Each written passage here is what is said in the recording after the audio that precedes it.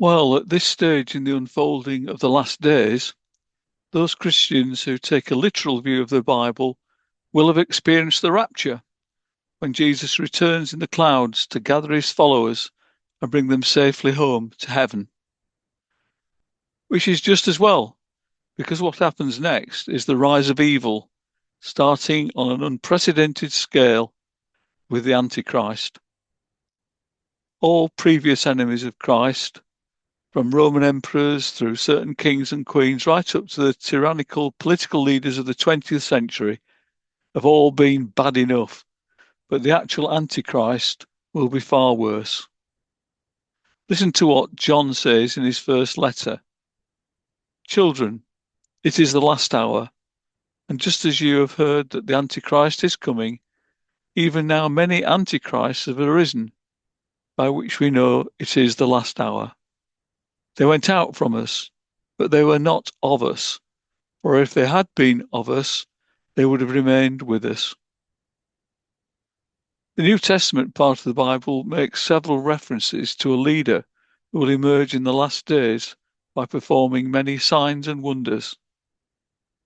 This Antichrist will be under satanic control. He will deny that Jesus of Nazareth is the Saviour of the world and will use deception in an attempt to take his place. By way of background, I can do no better than refer you to this book, which was given to me some 30 years ago. The author claims to have been employed by the US government in a position which gave him privileged access to evidence that preparations were being made for a new world order. He describes the forces involved as being, and I quote, incredibly evil in intent. You might like to freeze the video at this point and have a closer look at the chapter headings.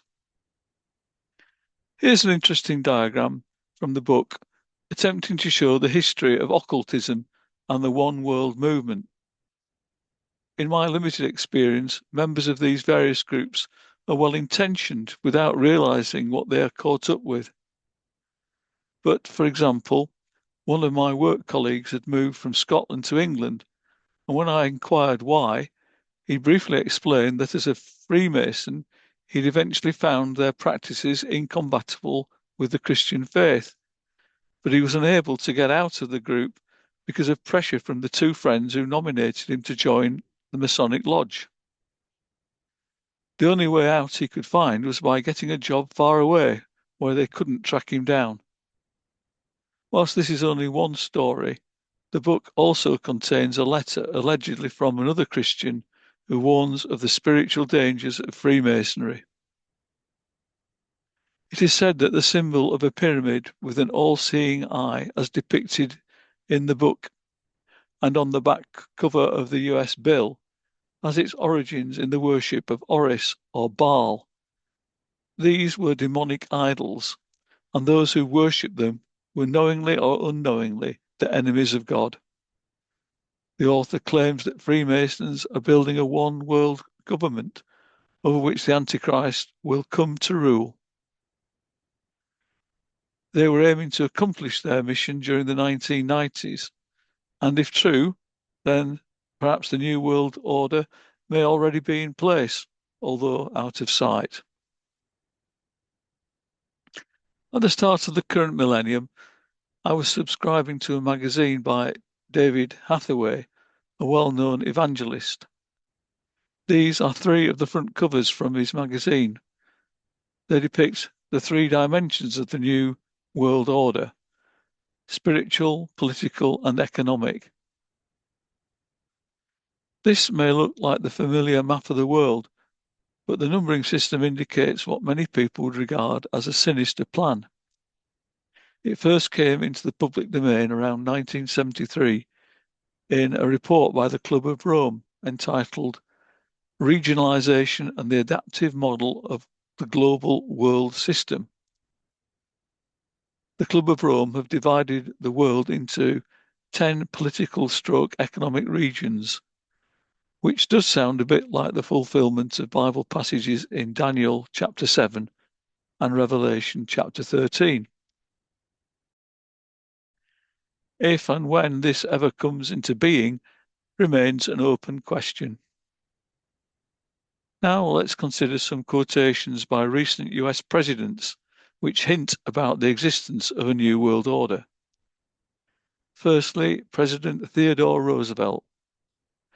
Behind the ostensible government sits enthroned an invisible government, owing no allegiance and acknowledging no responsibility to the people.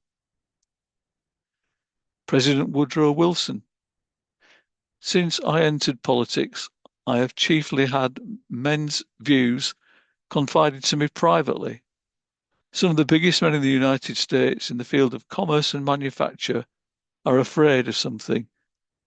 They know that there is a powerhouse somewhere so organized, so subtle, so watchful, so interlocked, so complete, so pervasive that they'd better not speak above their breath when they speak in condemnation of it. President Franklin D. Roosevelt. Incidentally, I did not previously know that there had been two presidents called Roosevelt. He goes on to say, in politics, nothing happens by accident. If it happens, you can bet it was planned that way. President John F. Kennedy. The very word secrecy is repugnant in a free and open society, for we are opposed around the world by a monolithic and ruthless conspiracy that relies primarily on covert means for expanding its sphere of influence.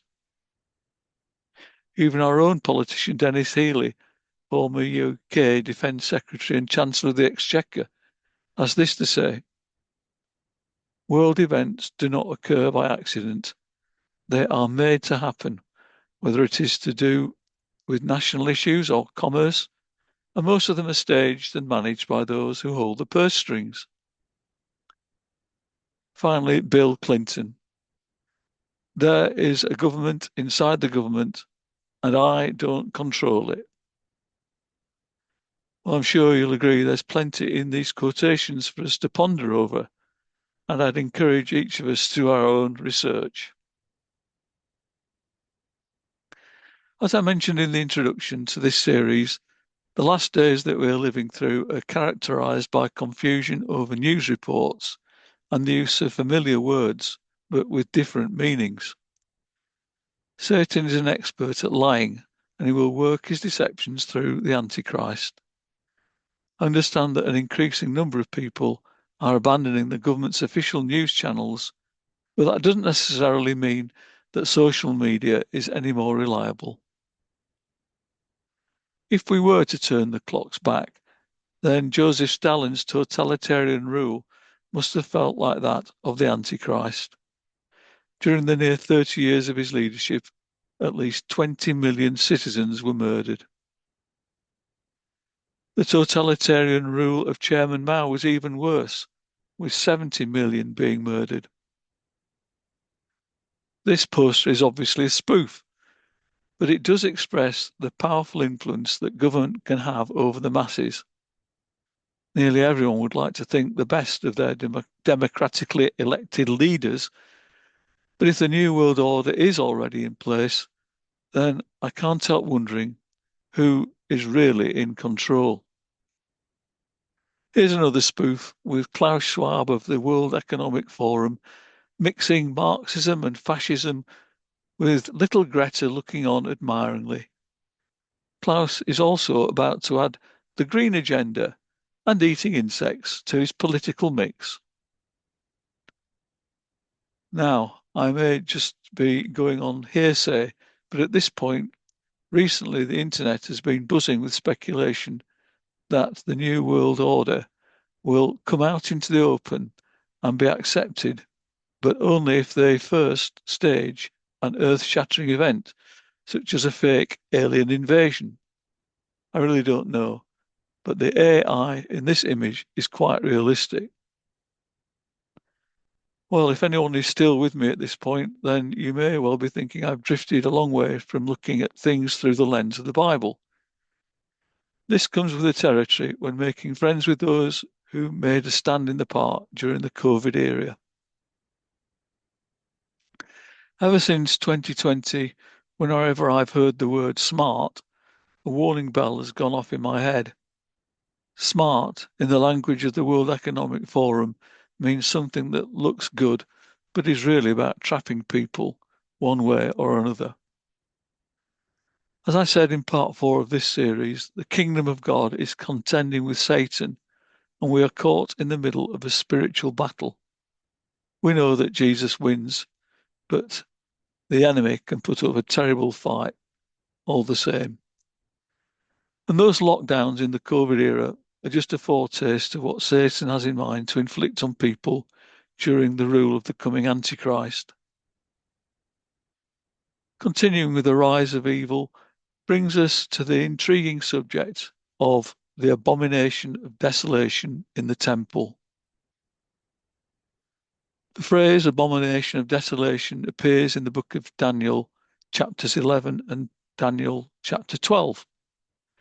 In the context of Daniel's book and related interpretations, the abomination of desolation is a term referring to the act of desecrating the Jewish temple by the king Antiochus IV of Epiphanes, who ruled Palestine from 175 to 64 BC, and who set up an altar to Zeus and sacrificed a pig. The abomination of desolation is mentioned by Jesus in the Gospels of Matthew, chapter 24, and Mark, chapter 13.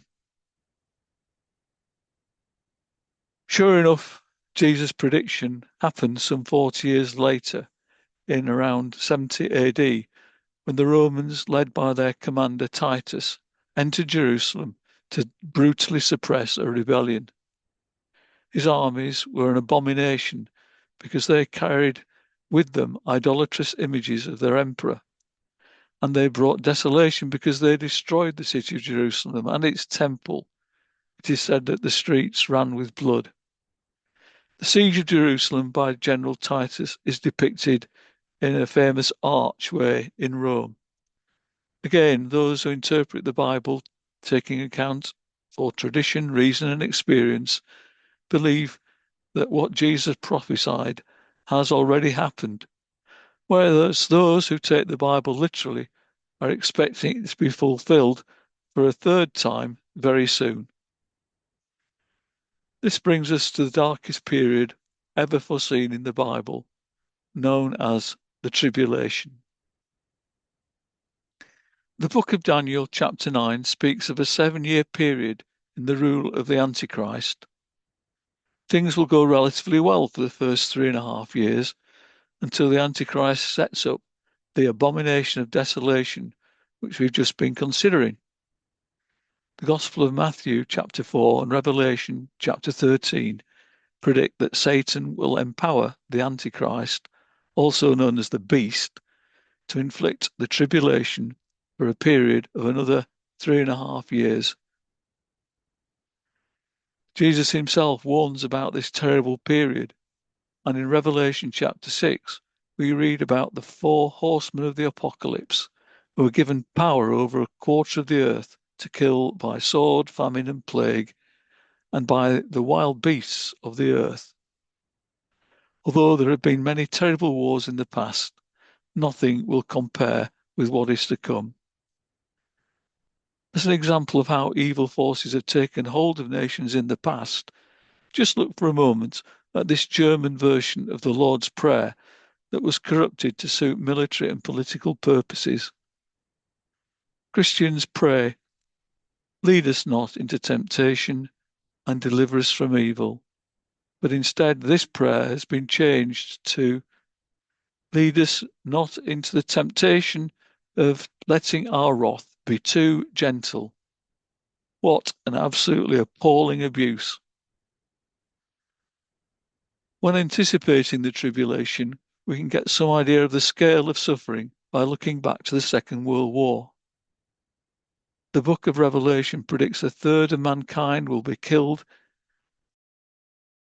This may be just a coincidence, but during the Second World War, 1/3 of the global Jewish population were murdered. as well as 2/3 of European Jews. In those 6 years, the Nazis treated their fellow human beings as not much better than cattle to be slaughtered on an industrial scale. The heart of God must have been repeatedly broken, and yet even worse is to come during the tribulation. Jesus is reported in Matthew chapter 24 as saying, if those days had not been cut short, no one would survive, but for the sake of the elect, those days will be shortened. Moving on now to the final aspect in the rise of evil, the mark of the beast. First, we need to know that when a person turns to Christ, they are baptized. And during this initiation ceremony into the Christian faith, a priest makes the sign of the cross on the person's forehead. Which other faith group would turn an instrument of torture and death into their symbol? And yet the cross shows the amazing extent of God's love for each one of us. Now, the exact opposite of the cross is the mark of the beast, which shows a person's allegiance to Satan. Let me quote again from the book of Revelation. The second beast forced all people, great and small, rich and poor, free and slave, to receive a mark on their right hands or on their foreheads, so that they could not buy or sell unless they had the mark, which is the name of the beast or the number of its name. This calls for wisdom. Let the person who has insight calculate the number of the beast, for it is the number of a man. That number is 666. The mark is given to those who worship the Antichrist, or Satan, and are rejecting God. All this mark symbolizes Satan's branding of his followers like animals. The mark is forced on people by the false prophet, who is the spokesman for the Antichrist. Those who receive the mark are subject to the 7 last plagues. Here we see that each of the angels is given a specific task to do, but the 5th angel only harms those without God's seal on their foreheads. One interpretation links this Bible passage to a coin bearing the Roman emperor's head, as can be seen here, with the Greek name and image of Emperor Nero, who was reigning from AD 54 to 68. Nero tortured and murdered Christians in the most terrible ways imaginable. In this historical context, the passage in Revelation could be regarded as already having been fulfilled, although those who interpret the Bible literally would violently disagree. There are some interesting similarities between Revelation chapter 8 and chapter 16, as shown here using a colour coding system. It's really quite a busy image and might be best if you wanted to pause the video and look a bit closer. For now, all I'd like to point out is that the sign of the cross provides protection, whereas the mark of the beast results in painful sores and even worse to come. As we see here, the Jewish faith has ancient practices such as wearing a tiny Bible on the forehead and binding the scriptures to the believer's hand, which may help to explain where John's writings originate from in the book of Revelation. If, as some Christians believe, the mark of the beast is still to come, then who knows what form it will take. Perhaps it could be a barcode or an implant like a radio frequency ID microchip. And here we see British scientist Mark Gasson receiving an implant in his left hand, rather like would happen when tagging a pet dog. This brings us onto a very controversial subject of transhumanism, which first came to my attention during the COVID era. Some friends were not just skeptical about the safety of the mRNA injections, but they were actually worried in case this was the mark of the beast. However, I don't think so, unless each injection was uniquely coded to the person as an individual. Now let me quote from Joe Allen, Dark Eon, Transhumanism and the War Against Humanity, in which he says, the real conflict isn't between machines and humans. Not really. It's between those who say yes to a man-machine merger and those who say no. Legacy humans may enjoy their own exclusion zone outside the thrust of history. God's plan of salvation is clearly defined, but God alone knows Satan's evil plans, which could include more sophisticated use of artificial intelligence to make hybrid versions of human beings. The internet is full of speculation about these possibilities.